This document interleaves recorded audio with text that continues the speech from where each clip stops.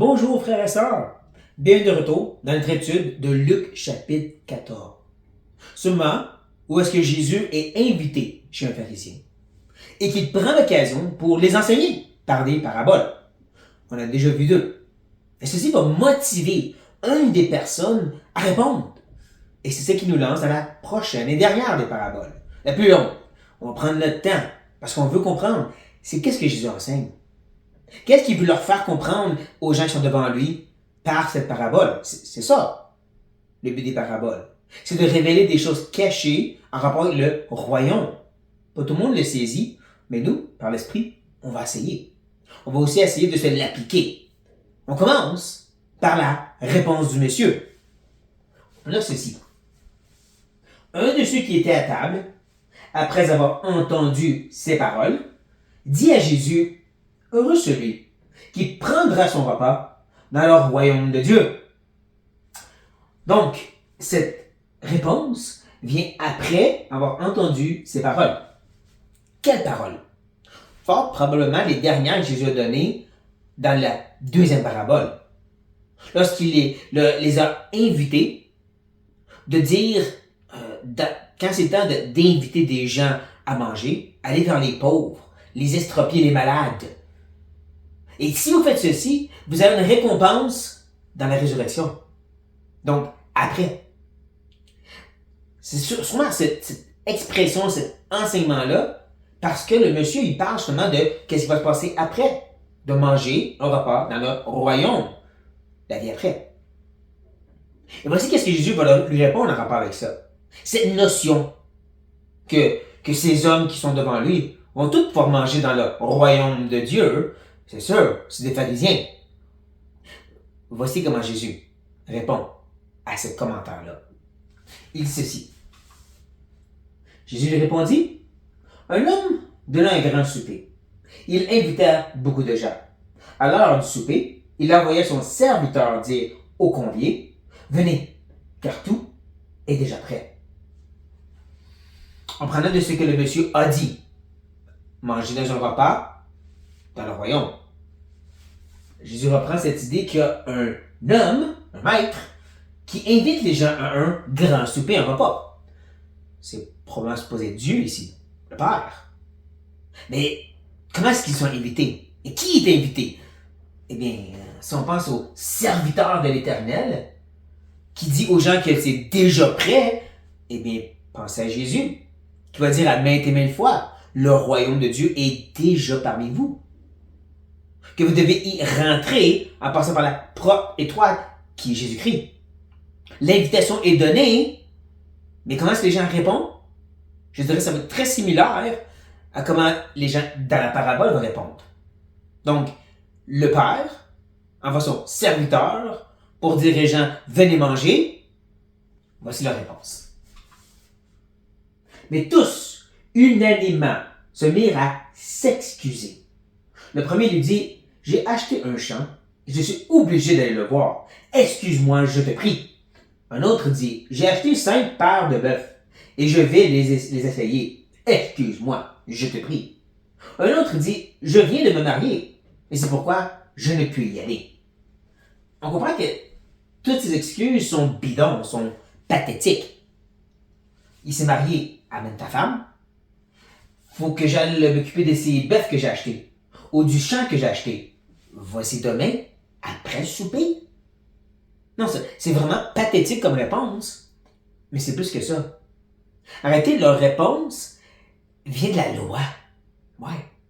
Dans la loi mosaïque, lorsqu'il s'étendait de la guerre, lorsqu'il y avait une armée ennemie, tout homme de 20 ans à 50 ans devait y participer. Sauf pour quelques raisons, comme s'il avait acheté un champ ou il venait se marier. Eux étaient excusés d'aller à la guerre. Donc, ils utilisent un raisonnement qui est de la loi, mais c'est tordu. Je trouve que c'est important.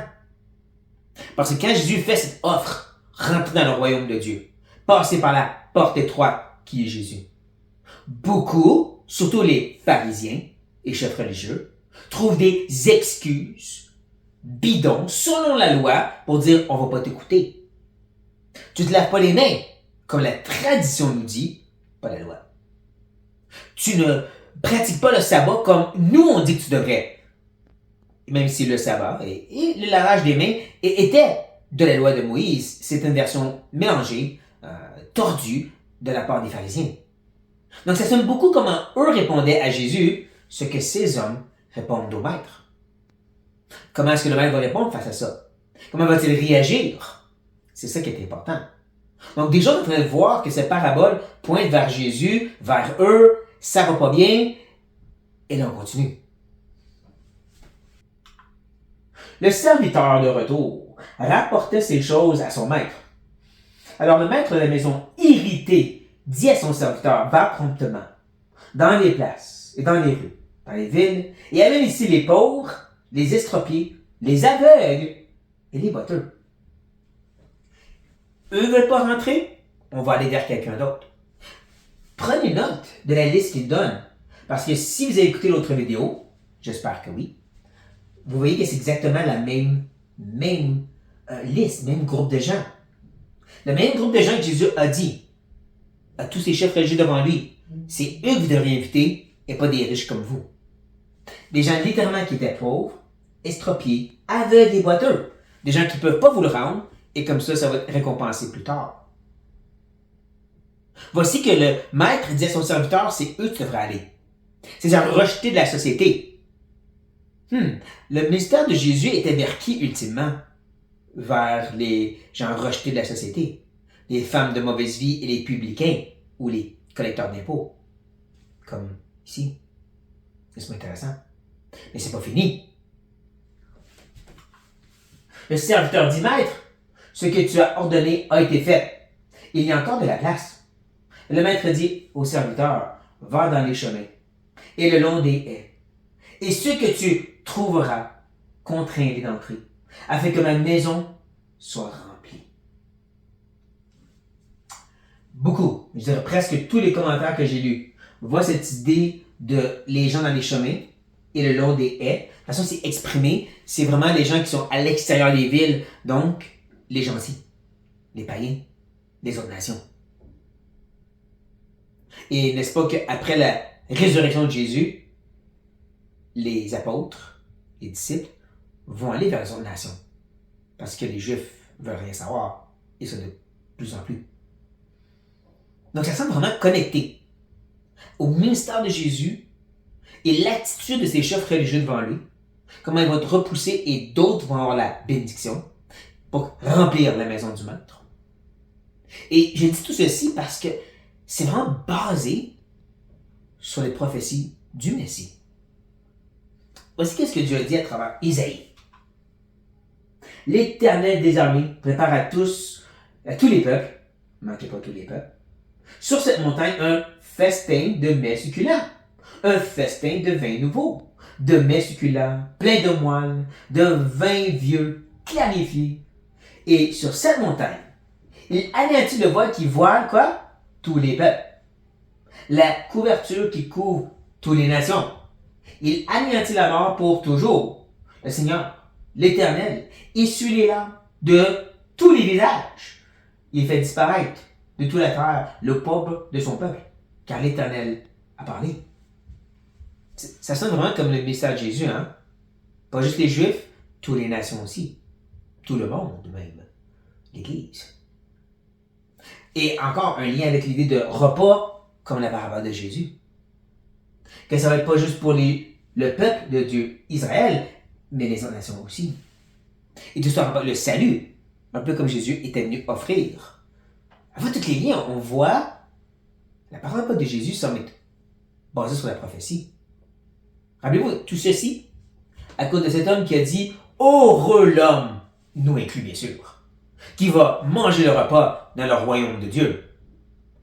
Jésus donne une parabole où est-ce que ces hommes-là semblent être repoussés pour d'autres personnes, même d'autres nations. C'est pour ça que Jésus termine sa parabole, il dit ceci, « Car, je vous le dis, aucun de ces hommes qui avaient été invités ne goûtera de mon souper. » C'est ce qu'on appelle un échappe le microphone, hein? Mic drop. Tu as dit, heureux l'homme qui va manger au repas dans le royaume de Dieu, Et moi, je te dis que vous, qui êtes invités et qui le rejetez, vous n'allez pas y goûter du tout. Ouch. Oui, il semble clair que le message de Jésus, c'est pour dire à tous ces chefs religieux, vous, me rejetant, rejetez l'offre de Dieu de manger dans le royaume. Même que le fait qu'il ait repris la liste, pauvres, estropiés et ainsi de suite, ça me vraiment témoigner un peu du fait qu'il devrait faire ça, inviter des gens comme ça. Non pas pour être sauvé, c'est pas salué par les œuvres, mais pour témoigner qu'il y a un changement de cœur ou, comme Jean-Baptiste a dit, des fruits qui pointent vers la repentance. Le fait qu'il arrêterait de rechercher d'être béni sur la terre et qu'il penserait à la vie après, démontre qu'il y aurait un changement de cœur dans leur vie. Un peu comme le jeune homme riche. Le jeune homme riche lui demande quoi faire. Jésus dit ultimement, donne tout ce que tu as, vends-le et ensuite suis-moi. C'est pas encore tu vas acheter ton ciel, mais détache-toi de ce qui t'empêche d'être sauvé. Détourne-toi. C'est ça la repentance. Se détourner de ce qui t'empêche de goûter le salut. Pour ça que Jésus parle de couper la main et arracher l'œil. C'est pas un engagement plus passionné du disciple ou de brûler pour Dieu comme certains le croient. Quand tu regardes le texte, quand Jésus dit ceci, il parle clairement de rentrer dans la vie éternelle ou d'aller dans le feu. C'est le salut. Il parle de tout ce qui te prive et t'empêche d'être sauvé, de le couper, de l'enlever, de s'en détourner pour se tourner vers la croix. Ce que les chefs religieux ne voulaient pas, comme le jeune homme riche, et qui allait être rejeté en retour. C'est ce que je vois comme enseignement principal de cette parabole. Maintenant, on va dire, mais moi je me suis repenti, j'ai cru. Et je crois qu'il y a quand même une application pour nous. Dans ce petit texte où est-ce que le maître dit au serviteur, non seulement va au prochain, les gens invités ne veulent pas, va aux pauvres. Ensuite, ajoute même le fait d'aller vers les autres nations et contrains-les, il a dit. Pas les forcer, pas par des arguments nécessairement, mais par leur cœur et convaincre-les de venir. Il y a un sens qu'en tant que croyant, étant de ceux qui prêchent, rentrer dans le royaume, on doit être prêt à chercher à parler au cœur des gens, à vraiment tirer à leur cœur, les contraindre. Mais pour ceux qui veulent rien savoir, ceux qui restent le cœur dur, passe au prochain. Dieu nous guide sur ça. Mais quand même, je vois une certaine application de ce sens parmi cette parabole que je vous ai donnée. J'espère que ceci fut bénéfique pour vous, parce que la prochaine fois, on va voir l'enseignement de Jésus pour ses disciples. Mais ça, il faut revenir. Sur cette note, soyez bénis.